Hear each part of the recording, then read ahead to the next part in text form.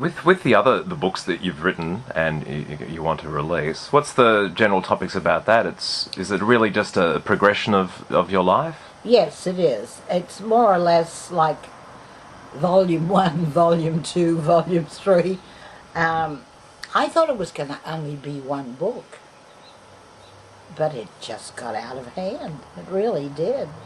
I mean, I have lived such a fabulous life, so why should I keep it a secret when I can pass so much on to other people?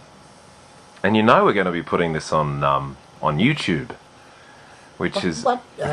Don't confuse me now. I'm not up to YouTube.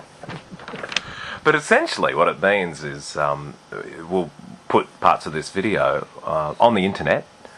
For anybody. On the website, on my website? Yeah, they'll be there, but also for anybody to view in the entire world. So there could be somebody with a similar story, with family history which is similar to your own, and they can get excerpts of the book as well. Right, right.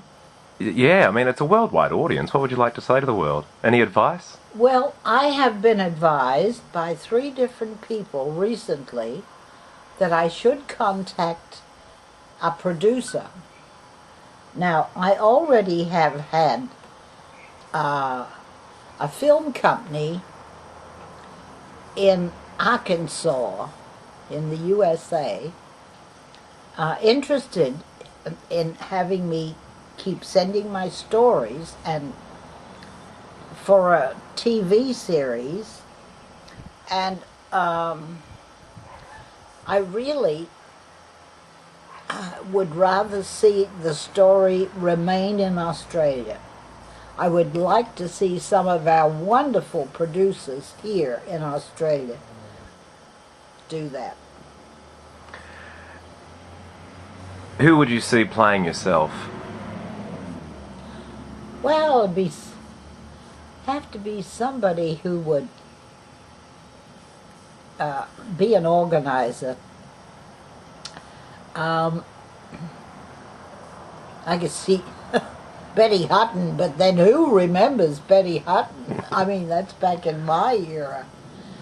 Nowadays, I'm not that familiar with the stars. You play yourself if you could. Oh, wouldn't I, though? I would love that. You've met some very interesting people throughout your life. Who are some of the more interesting characters, whether they're the boarders or people that you've met on the ship or in the States? Well, meeting people has sort of been... Because I'm from the backpackers. I go... When somebody asked me the other day, what do you attribute your happy marriage to? 62 years to the same man. I said, well, it's never been dull at our house. And Bill and I have never been out of love at the same time. And then I added, and I do believe in separate vacations. Because I am a very active, outgoing person, and Bill likes quiet, solitude, and we are so different. How we ever got together, I will never know. But when they say opposites attract, I believe that must be true. But he likes riding trains. Now, I either like to fly or drive the station wagon, sleep in the back, stop at my friends and ask for driveway space and the use of the bathroom. That's all. And then I stay at the backpackers, or I belong to the youth hostels, and so I would stay there, and I'd go from one youth hostel to another, and I'd always sleep in the dormitories with the girls.